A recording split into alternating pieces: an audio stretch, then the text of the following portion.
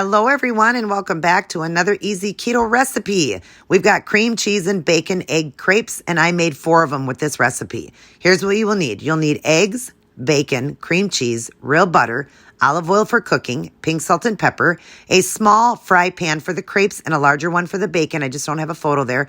And then a 1 cupper and a 1/4 cupper. We're going to start by heating up our bacon because we need to get that cooked up. So get that on one side cooking.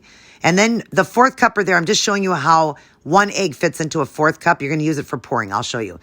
You want to just crack them all into a measuring cup that has a pouring spout on it.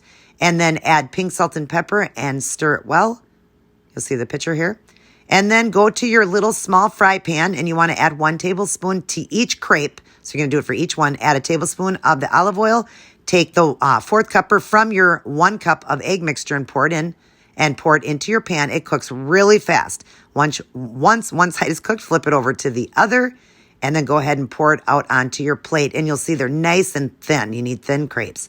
When your bacon is cooked, we're just going to show here, just lay it out on some paper towel so it just drains and gets all the grease off.